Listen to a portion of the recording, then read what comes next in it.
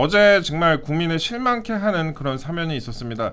대통령하고 여당 지지율이 폭락을 했지요. 그래서 보수층에는 어떻게 보면 기회가 왔다라고 볼 수 있는 그런 상황입니다. 계책 중에 제일 좋은 게 이재희 아니겠습니까? 자기 손에 피 안 묻히고 이기는 게 제일 좋은 건데 이 기회를 과연 야당이 잘 활용할 수 있을지 오늘 저희가 홍석준 전 의원님 그리고 박민영 대변인과 함께 이야기 나눠보는 시간 갖도록 하겠습니다. 국민 반발에도 기어이 사면이 있었는데 조국 전 대표, 윤미향 전 의원 등 문제 인물들을 모두 사면을 했습니다. 역대 대통령들 첫 사면이 주로 민생사범이었는데 이번에는 그냥 처음부터 범여권 정치인들로 도배를 해버렸어요. 거기다가 또 건설노조와 화물연대 인사들까지도 명단에 포함됐는데 의원님이 보신 어제 사면 결정 어떻습니까? 예, 아무래도 지금 좌파 정권에서는 아무래도 지금 그 여러 가지 그 청구수를 많이 받고 있지 않습니까? 뭐 조국 대표를 비롯해서 민노총이라든지 여러 어떤 진영으로부터 청구수를 받고 있는데 지금 그래도 지지율이 높을 때 매도 일찍 맞는 게 낫다 이런 심정으로 제가 볼 때는 이재명 대통령도 고민 끝에 결정을 내린 것 같아요. 사실은 조국 전 대표에 대해서는 이재명 대통령도 제가 생각할 때는 그렇게 사면하고 싶지 않았을 겁니다. 왜냐하면 조국이 지금 이제 사면이 되면 크게 보면 일단 첫 번째 다가오는 지방선거에서 호남을 중심으로 민주당과 직접적인 어떤 경쟁 구도가 될 게 뻔하고 또 두 번째로는 지금 민주당 내에서 차기 주자가 아주 뚜렷하지 않은 상태에서 조국 전 대표가 좌파 전체 진영의 어떤 차기 주자로서 많은 스포트라이트를 받을 게 뻔하기 때문에 대통령으로서의 어떤 그런 어떤 관심 내지는 어떤 주도권을 상실할 가능성이 많기 때문에 저는 이재명 대통령도 그렇게 썩 달갑게 생각하지 않을 겁니다. 그런데도 불구하고 문재인 대통령이라든지 또 우원식 의장이라든지 뭐 기타 좌파 전체 진영으로부터 있던 조국 전 대표에 대한 어떤 그 사면에 대한 압박에 저는 어쩔 수 없이 했을 것 같고 뭐 그러면서 동시에 또 뭐 윤미향이라든지 이런 사람까지 다 지금 했는데 제가 생각할 때는 다른 어떤 사람보다도 조국, 윤미향 이런 사람들에 대한 뭐 내로남불이라든지 윤미향 전 의원에 대한 정의연 어떤 이사장을 하면서 여러 가지 어떤 횡령 또 그 여가부 어떤 공금에 대한 어떤 편취 이런 어떤 대부분 확정 판결이 난 지 얼마 되지도 않는데 이렇게 사면 복권을 했다는 것은 이재명 대통령 봐서는 굉장히 어떤 정치적인 후폭풍이 굉장히 셀 수밖에 없다. 그래서 지금 리얼미터에 의해서 그 어제 발표한 것에 따르면 뭐 6.8%인가요? 지금 지난주 여론에 비해서 하락을 했는데 그런데 이번 사면에서는 이 여론도 반영되지 않았을 거예요.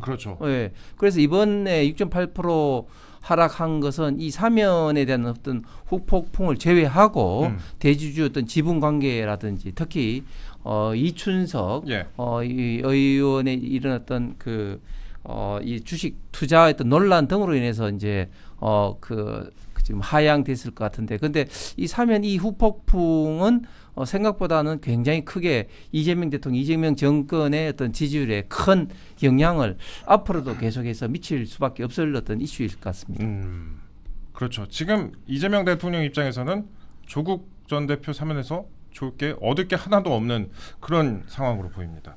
지금 이 정치권 일각에서는 그래서 이 대통령이 조국을 상대로 대선 후보자 매수에 나선 거나 다름없는 거 아니냐라는 그런 비판까지도 나옵니다. 그러니까 조국 혁신당에서도 불출마를 했으니까 그 대가로 사면한 거 아니냐. 이건 좀 거치게 본 해석 같긴 한데 우리 대변인 보셨을 때 어떠세요?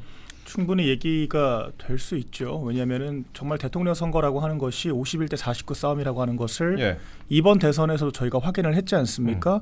이재명 대통령이 당선되긴 했지만 과반 득표를 하지 못했어요. 그리고 국민의힘의 김문수 후보와 개혁신당 이준석 후보를 합치면 오히려 이기는 결과까지 나왔습니다. 물론 단순합을 할 수 없는 문제기는 하지만 만약에 조국 전 대표가 출마를 했거나 할 수 없는 상황이었죠. 수감됐으니까.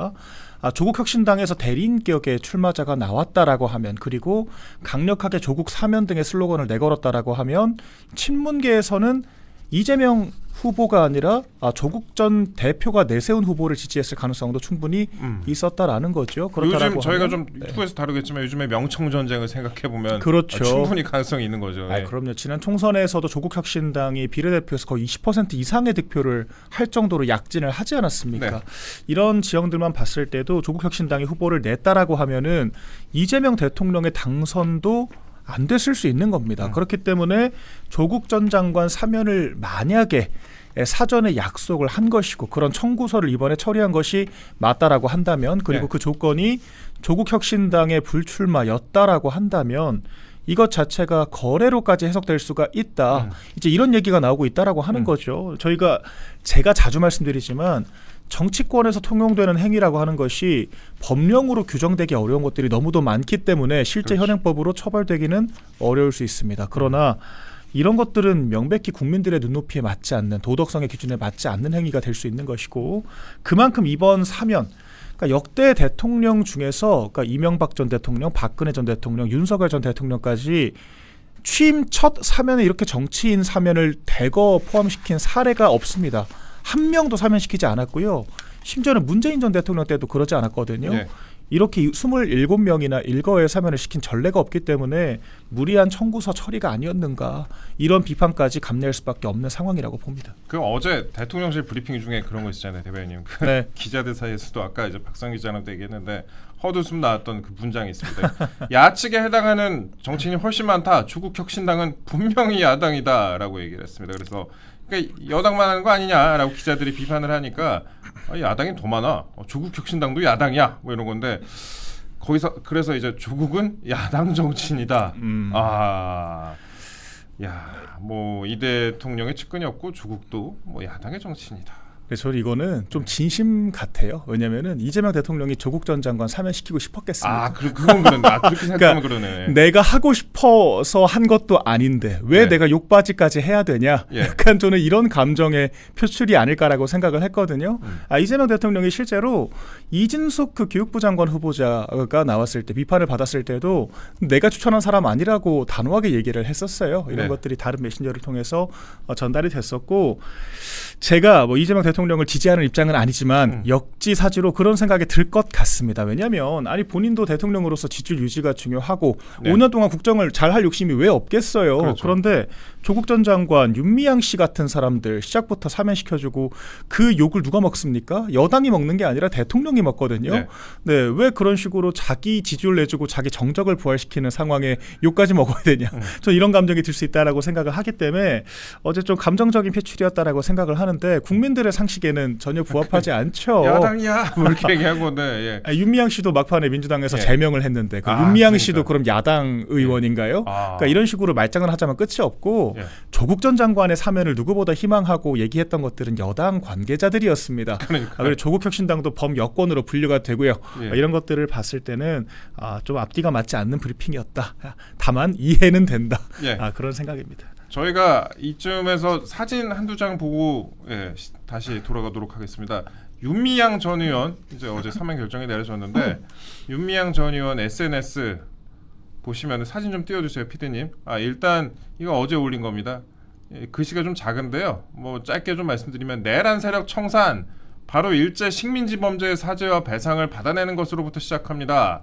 어쩌고 우리가 배상하도록 우리가 만들어냅시다.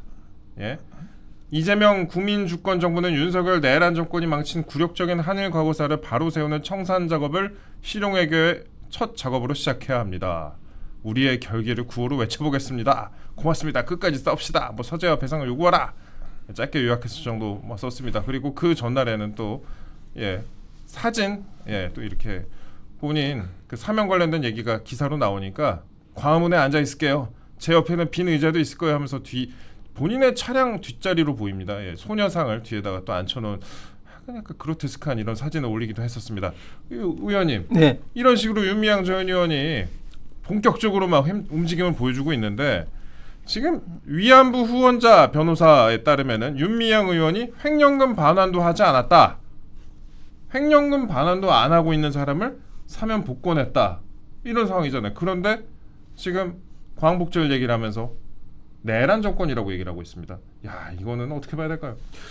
사면 복권의 대전제가 사실은 어느 정도 그 형기를 살아야 되고 네. 그리고 이제 본인의 어떤 잘못을 뉘우치면서 예를 들어서 뭐 횡령금이라든지 이런 것은 당연히 이제 반환을 해야 되는 것을 이제 통상적으로 이제 전제를 삼고 있는데 네. 지금은 사면 복권이 기본적인 전제도 충족하지 않은 상태에서 많은 사람들이 지금 이제 사면 복권 되었죠. 대표적으로 지금 조국 전 대표만 하더라도 징역 2년형을 확정받았지 않습니까? 그런데 지금 현재 한 4분의 1 정도 지나서 3분의 1도까지 못 살았습니다. 예. 그런데 지금 이제 사면이 된 것이고 윤미향 전 의원 같은 경우는 보면은 좀 전에 말씀드린 것처럼 정의연 그 이사장을 하면서 횡령 규모가 7,900만 한 8천만 정도 네. 됐는데 여기에 대해서 아직까지 이제 반환도 하지 않았다는 겁니까? 그럼에도 불구하고 사면됐다는 것은 기본적으로 사면의 어떤 전제 조건도 충족하지 못했다 이런 또 말씀을 드리고 싶고 그런데 민주당에서는 또 어떤 이야기를 하냐면 이제 패널들은 윤미향 전 의원이 이제 기소가 8가지 항목됐는데 그중에 이제 7가지가 뭐 네. 무죄로 됐다. 뭐 그런 이야기를 하면서 아니 그 국민의힘은 그런 어떤 위안부 할머니들에서 아무런 역할도 못 했는데 뭐 이런 식으로 또 비판하는 게 맞냐? 또 이런 식으로 예. 패널들 몇 사람이 비판하는 걸 봤는데 아니 그 말은 완전히 틀린 게 우리 국민의힘에서도 이제 위안부 할머니들에 대해서 굉장히 많은 신경 썼고 제 개인적으로는 이야기를 하면 윤미향 사건이 이제 처음 불거지게 된 게 이용수 할머니가 그렇죠. 기자회견을 하면서 예. 나타났습니다. 이용수 할머니가 이제 대구에 계셔서 제가 이제 몇 번 만나봤는데 그때 당시에 이제 영세민 아파트에 살고 계셨어요. 그래서 제가 그때 당시 이제 대구시장 부시한테 건의를 해서 이제 다른 아파트로 또 옮기기도 했고 또 2021년도에 당시 윤석열 후보를 제가 모시고 이용수 할머니 댁에 가셨고 예. 비록 제가 뭐 성공하지는 못했지만 이용수 할머니가 가장 이제 원하시고 계신 게 이제 위안부 어떤 기념관을 만들어서 당시에 이제 기억도 이제 되살리지만 한일 양국 청소년 간의 어떤 바른 어떤 역사 의식을 갖기 위한 어떤 그런 어떤 기념관을 짓기 위해서 저희들이 좀 노력했는데 성공하지 못한 그런 좀 아쉬움은 있습니다.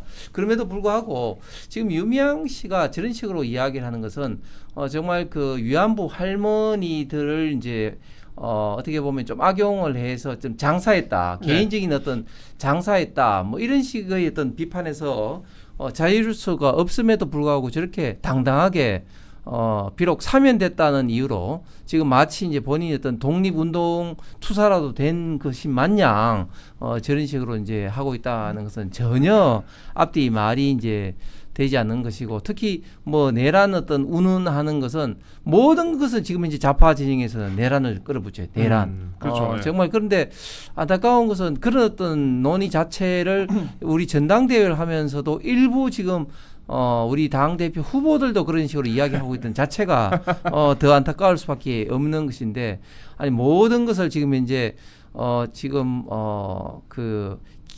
기성전 내란으로 몰아붙이고 있는 이런 식의 윤미향 전 의원의 이런 어떤 작태야말로 참으로 참 뻔뻔하기 이를 데 없다 이렇게 좀 말씀드리겠습니다. 제가 윤미향 씨 관련해서 조금만 덧붙이자면 저는 이런 것들을 갈등 산업 종사자라고 표현을 합니다. 왜 갈등 산업이냐? 갈등이 있어야만 밥벌이가 되는 사람들이 있어요. 그러네. 화해가 되면은 정의연과 같은 활동들은 더 이상 필요하지가 않습니다. 그렇기 때문에 끊임없이 갈등을 종용하고 갈등을 만들어내요. 부처 중에도 그런 부처가 있죠. 여가부라고 있습니다. 남녀가 갈등을 하고 여성이 차별을 받아야만 여가부는 존재 이유가 있어요. 그렇기 때문에 문제를 해결하는 것이 아니라 문제를 만드는 데 집중을 합니다. 지금도 윤석열 정권에서 위안부 피해 당사자들조차도 합의를 하고 싶다라고 얘기를 했거든요. 그러니까 일본에게 보상금을 받고 이제는 더 이상 갈등하지 않고 우리의 미래를 얘기를 하고 싶다라고 얘기를 했는데 그런 부분들을 다시 갈등을 키우자라고 하면서 그것이 맞다라고 하는 것 자체가 윤미향 씨가 세금 받는 그 자체에 얼마나 많은 함의를 두고 있는가 그런 부분들을 엿볼 수 있을 것 같습니다. 윤미향 씨가 정의연 관련된 행정 사건에만 사람들이 많이 알고 있는데 그 말고도 정말 논란이 많은 것 중에 뭐 수없이 논란이 많은데 친북 관련된 논란도 어마어마하게 많아요. 예. 대표적으로 조총련하고 같이 뭐 행사를 했다든지 뭐 그렇죠. 예, 예. 또 중국에서 탈북인들의 어떤 강제 북송에 대한 어떤 국회에서 했던 그 중단 결의안이 있었는데 그런 어떤 결의안에서 기권을 했다든지 정말 그 친북 어떤 그런 관련된 행동도 너무나 많았고 그다음에 제가 또 한 가지 말씀드리고 싶은 게 제가 이제 이용수 할머니와 이제 만나서 여러 가지 이야기 보니까 이용수 할머니가 지금 90대 중반임에도 불구하고 또렷하게 윤미향 씨가 어떤 잘못을 했고 했는지 저한테 정말 놀라울 정도로 기억력을 갖고 계신 분인데 엄청나게 어떤 비판을 하셨고 특히 이용수 할머니가 2020년도 당시 민주당도 좀 비판하면서 윤미향 씨가 당시에 이제 국회의원이 돼서는 안 된다는 어떤 기자회견을 하니까 좌파 진영에서 공격한 것이 그때 당시 그 전까지만 하더라도 이용수 할머니에 대해서는 좌파 진영에서도 엄청나게 찬양을 했거든요. 그럼에도 불구하고 이윤미향 씨를 공격을 하니까 그때부터 또 이용수 할머니가 진짜 그 경상도 대구 출신 할머니라서 어쩔 수 없다. 또 뭐 일본군 장교와 뭐 영혼 결혼식을 했다. 이런 식으로 또 막 비판을 했습니다. 예. 그러니까 이 좌파 진영에서는 자기들을 비판한 측에 대해서는 그 사람이 어떤 사람이었든지 간에 정말 무자비하게 좀 비판하는 그런 기본적인 좀 DNA가 좀 있는 것 같습니다. 저도 그거 잘 알죠. 저희가 윤미향 전 의원에 대해서는 이 정도 짚고 넘어가겠습니다. 뭐 다른 내용이 또 뒤에도 많으니까 여러분 지루하실 수도 있으니까. 근데 제가 여기서 짧게 좀 말씀드리고 싶은 거는 우리가 뭐 조국, 윤미향, 뭐 최강욱 등의 이름을 언급하기도 했지만 이런 이름도 그렇지만 우리가 꼭 기억해야 되는 인물들이 있습니다. 그래서 짧게 좀 말씀만 좀 드리자면은 은수미 전 성남시장 이번에 사면됐습니다. 뇌물수수 등의 혐의로 징역 2년형 받았는데 은수미 사면됐습니다. 그리고 이용구 전 법무부 차관 당시에 택시기사 폭행하고 그 증거 인멸해가지고 어마어마하게 그때 시끄러웠었죠. 그때 한겨레 같은 신문에서는 이거를 추미애 라인 검사의 그 자료를 받았고 썼다라는 그런 의혹이 있어가지고 현직 젊은 기자들이 40명이 성명서를 내게 됐던 그런 어마어마한 사건들이 있었는데 그때 앞장섰던 기자들이 지금 또 야권의 비판하는 또 앞장을 쓰고 있더라고요. 그래서 그때 그러니까 이용구를 비호하는데 앞장섰던 그 기자 간부들이 지금 뭐 라디오도 나와가지고 뭐 윤석열 전 대통령에 대해서 비판을 하고 좀 앞뒤가 다른 모습을 좀 보이고 있는 그런 상황입니다. 그리고 조희연 전 서울교육감도 사면이 됐습니다. 이거 여러분들 꼭 이 이름들을 좀 기억을 해줬으면 좋겠다라는 생각을 하고요. 그리고 다만 이제 뇌물이나 횡령 혐의로 유죄가 확정된 정찬민, 홍문종, 심학봉 의원도 이번에 포함이 됐습니다. 리스트에 포함이 됐는데 송원석 원내대표가 뒤늦게 이제 철회를 했는데 이걸 그대로 정부 여당에서 넣어버렸습니다. 정부에서 넣어버렸습니다. 이거는 뭐 농락당했다고 볼 수 있는 부분이고요. 그리고 송원석 원내대표나 국힘에서도 좀 뼈아픈 부분이라고 할 수 있겠습니다. 이건 저희가 짧게 이 정도 말씀드리고 다음 이슈가 많았고 넘어가도록 하겠습니다. 이번 사면 관련해서 주요 일간지 사설을 보면요. 조중동은 물론이거니와 중도 좌파적인 신문마저도 비판 일색입니다. 오늘 그 사설을 한번 쫙 보시면요, 이 정도까지 다들 비판적이네라는 생각을 드실 거예요. 여기에 또 지지율도 취임 후에 지금 대통령 지지율이나 뭐 여당 지지율도 많이 하락을 했고요. 대통령 지지율이 취임 후에 최저치를 기록하고 있는 그런 상황입니다. 언론의 허니문 기간이 이제 완전히 끝나버렸다 그런 분석이 나와요. 그래서 지지율이 장기 하락 국면에 당분간 접어들 것이다라는 그런 희망 섞인 분석이라고 할까요? 네. 그런 분석도 나오는데 대변인님 어떻게 보세요? 일단 더 이상 호재가 없다라고 봐야겠죠. 예. 지금까지 떨어진 원인들을 총 4가지로 분석을 해볼 수 있을 것 같습니다. 첫 번째가 인사 참사죠. 강선우 보좌진 갑질 논란부터 시작해서 최동석 인사혁신처장 논란까지 그렇죠. 현재 진행형인데 아무런 제대로 된 조치를 하지 않고 있습니다. 실망감이 누적이 되고 있는 것이고, 두 번째가 관세 협상 지금 제대로 마무리된 것이 아니더라고요. 그렇죠. 25% 관세가 유지가 되고 있고 15%조차도 확약을 받은 것이 아니었습니다. 예. 그래서 어제 나온 기사들을 보면은 지난달 기준 수출이 14.3%가 대미 수출이 줄어들었다. 예. 그래서 우리나라 경제에 심대한 타격이 올 수 있다라고 하는 것이고요. 또한 세 번째로 세제 개편은 아직도 확정을 못 짓고 있습니다. 대주장도세 기준 완화 논란 때문에 지지난 블랙 프라이데이 때 116조 원이 증발을 했거든요. 네. 이런 부분들에 대해서 후속 조치가 아직도 없고 당정 간에 아직도 말이 맞지 않고 있다. 이것은 정책적으로도 얼마나 무능한지를 보여주고 있다라고 봐야겠죠. 또 마지막으로 이번 사면 참사는 아직 지지율에 제대로 반영도 안 된 것 같아요. 그렇죠. 그래서 이런 부분들을 지켜봤을 때 이재명 정부가 실력도 없는데 정파성에 함몰되어 있다라고 하는 것을 총체적으로 보여줬다라고 생각을 하고요. 지금도 이재명 대통령이 기업들 잡돌이하기 바쁘더라고요. 예. 물론 기업들도 잘못한 것들이 있을 수 있죠. 중대재해 문제들 지적하는 거 좋습니다. 그런데 이렇게 훨씬 더 많은 국민들의 관심과 공분이 있는 이슈들이 산적해 있는데 자꾸 그런 데만 함몰된다라고 하는 것은 이건 시선 돌리기용 이슈 전환용 아닌가라고 의심을 받을 수밖에 없다라고 생각을 하거든요. 결과적으로 국정을 제대로 못하고 있기 때문에 하락세로 접어든 거기 때문에 앞으로도 지지율 반등은 요원해 보인다 이렇게 생각을 합니다. 그 어제하고 오늘 여론조사 제가 듣기로도 꽤 많이 돌아가는 것 같습니다. 어제하고 오늘 여론조사, 그러니까 사면 이후에 그 여론을 담은 여론조사죠. 이게 어제하고 오늘 돌리면은 아마 수요일 오후나 목요일 오전쯤에 많이 발표가 될 것 같아요. 이 여론조사 많이 발표될 것 같은데 여기서 추가 하락이 있을 것이다라는 그런 관측이 지배적인데 의원님 보시기에 추세 이번에 어느 정도 더 떨어질 거라고 보세요? 지난번에 6.8% 떨어졌는데 제가 볼 때는 이번에도 그에 상하는 정도의 어떤 하락이 있을 것 같습니다. 왜냐하면 이번 사면은 웬만한 어떤 합리적인 생각을 갖고 있는 그 대한민국 국민이라면은 여기에 대해서 찬성할 사람은 아무도 없죠. 특히 조국, 윤미향 이런 어떤 사람들에 대해서는 거의 뭐 중도층 이상부터는 뭐 그 찬성할 수가 없는 그런 입장이고 이미 그 관련돼서도 상당히 반대 여론이 심하다는 게 있음에도 불구하고 이렇게 단행을 했다는 것은 제가 볼 때는 이재명 정권으로서는 어느 정도의 좀 하락은 좀 각오를 하고 좀 했는 것 같아요. 왜냐하면 제가 좀 전에 말씀드린 것처럼 워낙 그 지금 좌파 전체 진영에서는 요구가 좀 있었기 때문에 지금 이 시기 단행하지 못하면 영은 못한다 이런 어떤 압박감을 받지 않겠습니까? 그럼에도 불구하고 제가 생각할 때는 이번 사면이 아마 전체 그 이재명 정권 초기 어떻게 보면 국민적 지지 전체를 봤을 때는 굉장히 좀 중요한 분기점이 될 가능성이 많다. 이것으로 인해서 어떻게 보면 이제 큰 하락 추세의 어떻게 보면 초입 단계를 여는 어떤 큰 어떤 문을 열었다고 보여집니다. 이게 그러니까 지금 6.8% 포인트가 부정평가가 상승을 했고 긍정평가는 또 6.8% 포인트 하락을 했습니다. 꽤나 수치가 큰 건데 민주당 쪽 얘기를 들어보면 어제 저희 이제 금요일에 출연했던 성추윤 부의장 얘기를 들어봐도 이게 단순히 6.8%가 하락한 게 아니라 지금 국힘이 지리멸렬하기 때문에 실제로는 훨씬 더 많이 하락한 거로 봐야 된다.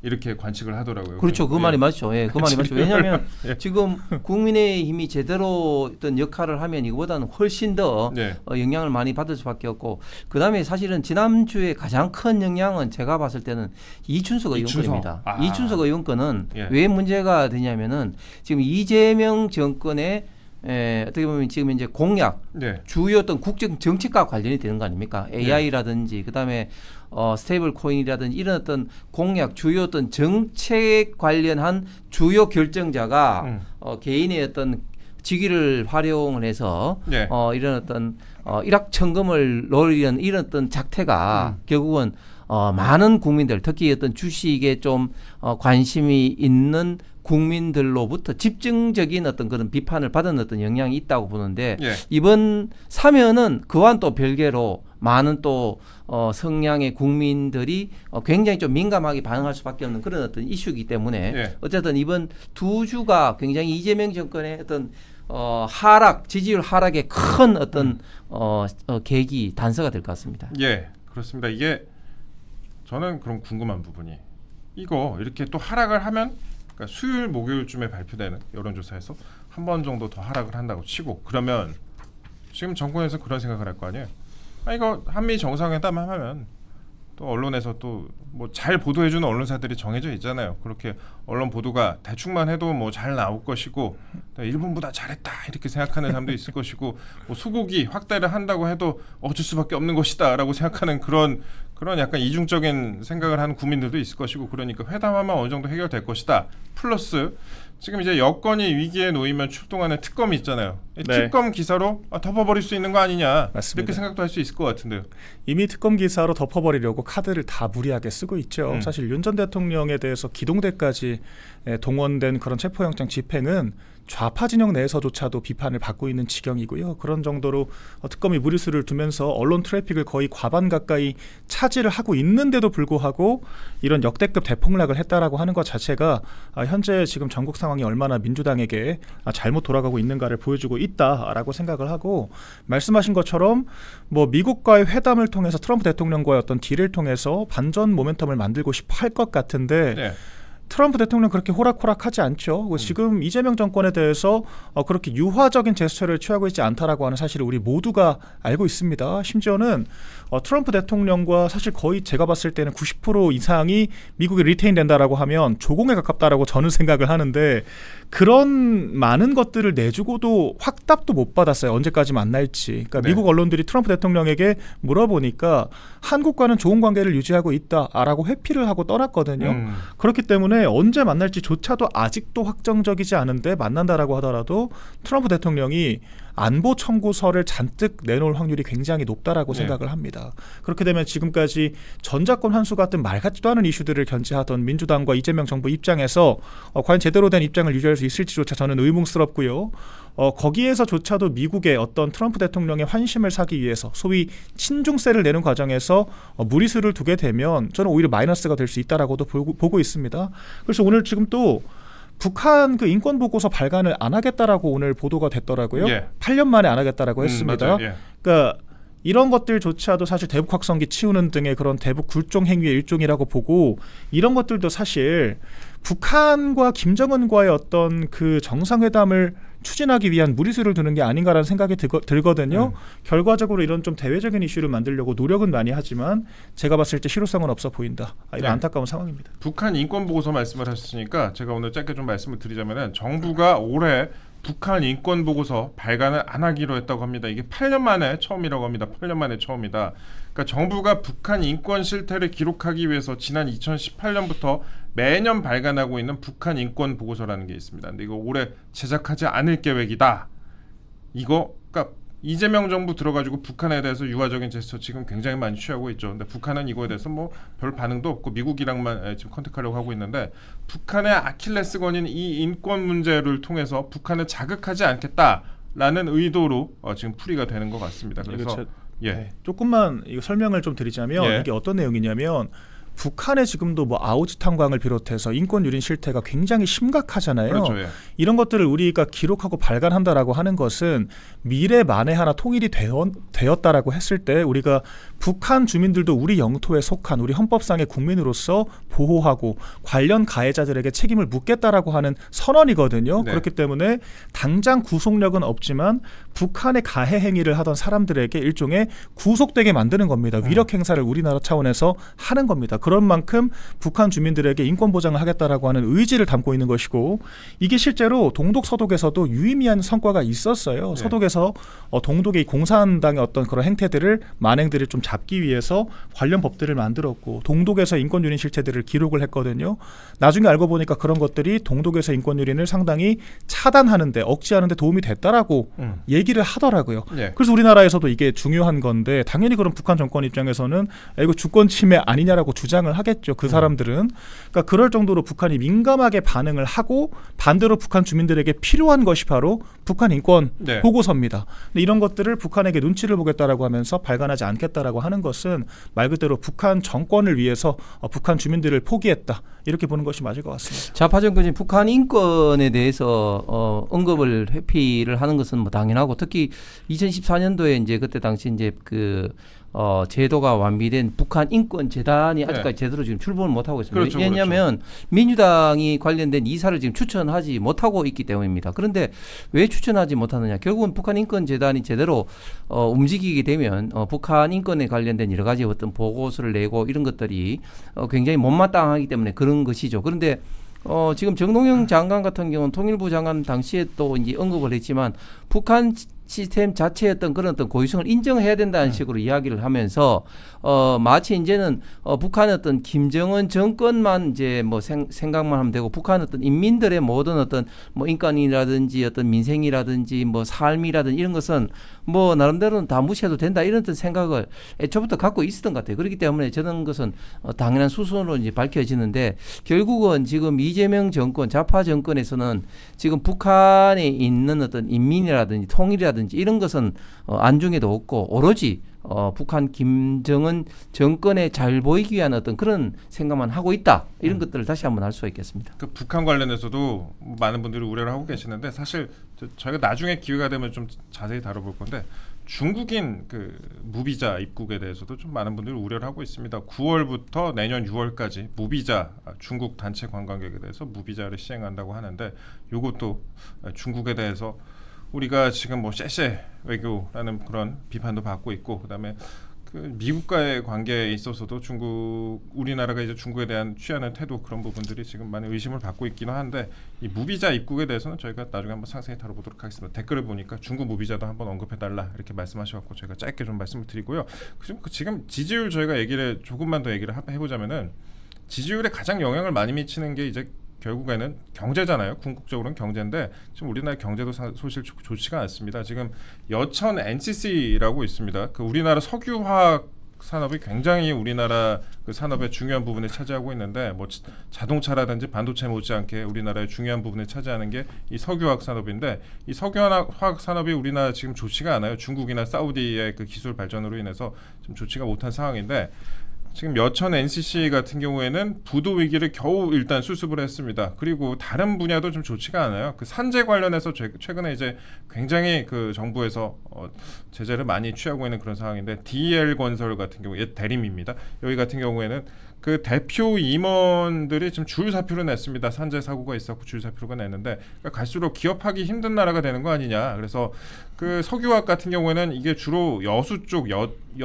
쪽에 공장이 많이 있는데 지역 경제까지도 지금 초토화되는 거 아니냐라는 그런 분석도 있고요. 이게 비단 석유화학뿐만 아니라 우리나라 산업 전반 자체가 좀 갈수록 어려워지고 있는 거 아니냐 그런 분석이 많이 나옵니다. 근데 이런 와중에 지금 민주노총 위원장 출신을 노동부 장관으로 또 앉혔지요. 그렇기 때문에 이 경제에 대한 부분도 지지율에 차지하는 비중이 상당히 클 것 같은데 의원님 보시기엔 어떻습니까? 예, 그렇습니다. 결국은 이제 먹고 사는 문제가 정권 평가에 가장 중요할 수밖에 없죠. 그런데 우리 지금 대한민국은 굉장히 위기 상황입니다. 첫 번째 위기 상황 일단은 저출생 고령화로 인해서 내재적 성장 잠재력 자체가 지금 이제 크게 좀 줄어들고 있고 그다음에 이제 국제 경쟁력 문제인데 지금 우리 대한민국의 기업들이 국제 경쟁력이 갈수록 좀 하락하고 있습니다. 여러 가지 이유가 있죠. 특히 중국과의 어떤 경쟁력이 있어서 굉장히 지금 위축되고 있습니다. 방금 석유화학 산업을 말씀을 했는데 우리나라의 대표적인 5대 산업이라고 할 수 있는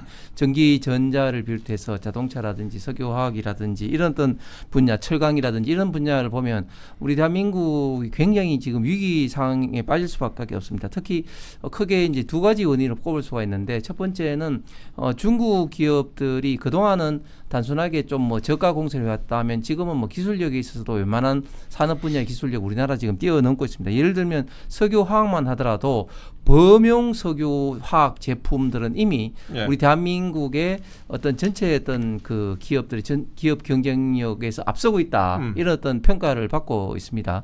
그렇기 때문에 지금 석유화학 산업 자체가 지금 휘청휘청거리고 있고요. 그 다음에 철강 분야도 역시 범용 어떤 저가 철강 쪽은 이미 지금 우리 대한민국보다 중국 제품이 좋기 때문에 많은 어떤 그 기업들 특히 예를 들면 우리 대한민국에서 가장 철강 기업들이 많은 포항을 예를 들면 포스코 제1 선제공단이 문을 닫았고 그리고 현대제철 그다음에 동국제강도 지금 현재 상당수의 공장에 있던 문을 포항에 있는 공장이 문을 닫고 있는 그런 추세입니다. 그런데 최근에 보면 이런 어떤 한미 관세 협상이 결정타를 좀 때렸다고 볼 수가 있는데 예를 들면 지금 한미 관세 협상이 크게 세 가지 종류 아니겠습니까? 국가별 상호 관세, 그다음에 이제 자동차 라든지 어떤 품목별 관세가 있고, 그다음 세 번째 이제 소재 관세가 있습니다. 예를 들면 철강과 알루미늄 관련 분야에 50% 관세가 확정됐지 않습니까? 50%. 예. 그러니까 지금 우리 대한민국 철강이 미국에 수출한다는 게 이렇게 되면 사실상 불가능하게 됩니다. 사실상 불가능이죠. 예.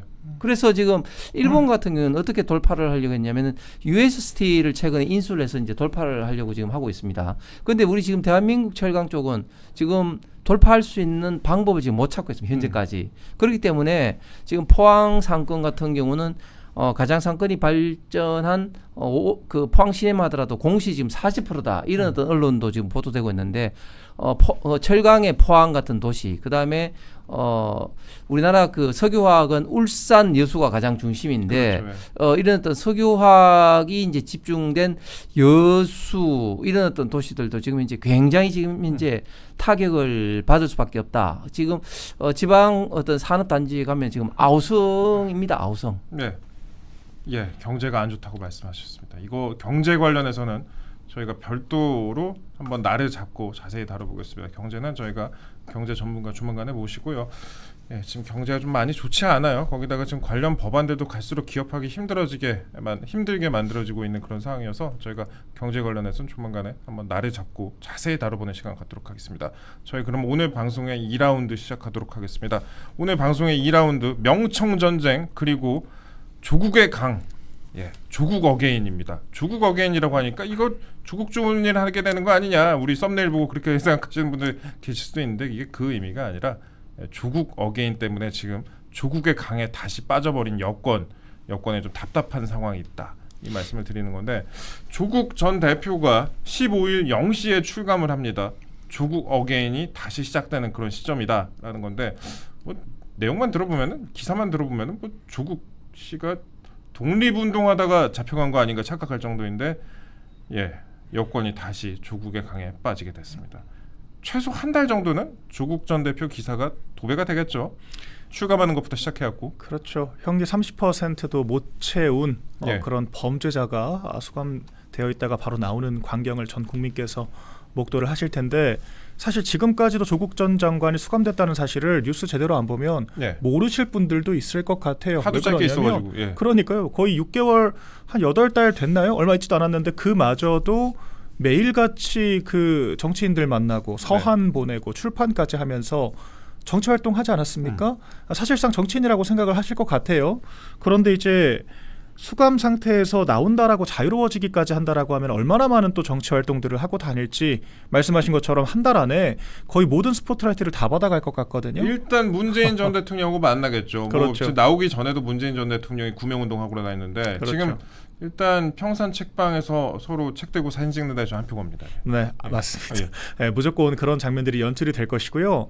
정청래 대표도 상당히 조국 전 장관에게 유화적인 제스처를 취하고 있죠. 그러니까 여당 내 조국 사면 관련해서 함구령을 내렸기는 하지만 그 최고위 회의를 하지 않습니까? 네. 비공개로 전환되기 직전에 정청래 대표가 노골적으로 나도 조국 전 장관과 친하다라고 하는 식의 그런 이야기들을 하더라고요. 그러니까 최고위원들도 다 기다리고 있다라고 하는 사인을 노골적으로 드러냈습니다. 네. 그렇기 때문에 국민의힘과는 악수 한번 하지 않는 정청래 대표가 이제 대통령실에선 야당이라고 주장을 하는 그런 조국 혁신당과 예. 거의 한 가족처럼 저는 조우를 할 거라고 생각을 하거든요.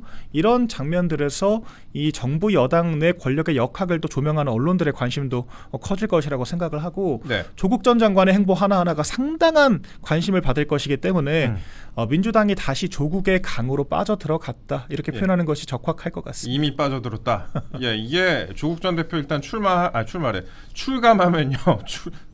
출감이죠. 출감하면 북콘서트 등 행사를 통해서 당원 지지층 및 각계 인사와 교류하면서 행보를 이어갈 것으로 그렇게 알려졌다고 합니다. 북콘서트 참.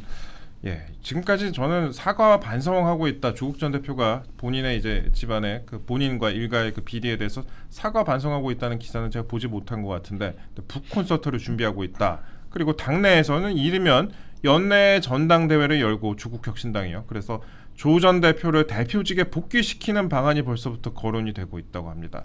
야, 예, 그렇다고 하는데 또 하나 제 의원님께 여쭤보고 싶은 분이 부산시장 출마설까지는 나와요. 부산에서 조국 좋아합니까? 뭐 부산 출신이기 때문에 네. 뭐 어느 정도 있던 지지 기반은 있겠죠. 그런데 제가 생각할 때는 조국 전 대표가 출감을 하더라도 부산시장에 출마하지는 않을 것 같습니다. 왜냐하면 지금 조국 전 대표, 조국 혁신당의 어떤 전체적인 어떤 스탠스는 뭐냐면 민주당은 중도 좌파고 자기들이 어떤 실질적인 좌파다 뭐 이런 식으로 어떤 생각을 하고 있죠. 그러면서 이제 민주당과 본격적인 좌파 진영에 있었던 경쟁력 그리고 선거를 통한 어떤 그 선명성 경쟁을 하려고 하는데 예. 조국 전 대표가 부산시장에 가서 만약에 뭐 당선되기도 만만치 않지만 당선되면 사퇴를 해야 되죠. 그렇죠. 그렇게 되면 조국 없는 조국 혁신당은 있을 수가 없죠. 예. 그러니까 제가 볼 때는 자치단체장으로는 출마하지 않을 것 같다. 그럼 개항을 그러면 어떻게 하느냐? 저는 이제 국회로 다시 복귀하는 예. 그런 어떤 자리로 노릴 것 같다. 물론 뭐 서울시장은 또 다른 상징성이 있기 때문에 네. 생각은 할지 모르겠지만 그럼에도 불구하고 서울시장 같은 경우는 아무래도 연합 공천을 한다 할지라도 민주당이 절대 양보하지는 않을 거기 때문에 예. 더더구나 또 서울시장은 불가능하다. 그러면 결국은 이제 보궐선거를 통해서 국회로 다시 복귀할 어떤 그런 것을 이제 1순위로 이제 두고 생각할 가능성이 많을 것 같습니다. 예. 지금 정의당마저도 조국 전 대표 사면에 대해서 공정과 책임이라는 우리 사회 최후의 기준을 무너뜨리고 사회 통합을 오히려 저해할 가능성이 있다. 라면서 지적을 하면서 다시 이렇게 범여권 전체로서 어렵게 건넌 강으로 돌아가서 다시 강에 빠지는 그런 위험에 대해서 우려를 표하고 있는데 물론 뭐 여당 야당 통합도 아니고 야당이라 그랬으니까 법력 참 앞뒤고 맞지도 않는 것 같은데 여튼간에 그 지금 뭐 부산시장 얘기도 나오고 서울시장 얘기도 나오고 거기다가 지금 개항을 보고 올 얘기도 나오고 있는데 우리 의원님께서는 그래도 국회의원 쪽으로 나오지 않겠느냐 이런 말씀도 하셨습니다.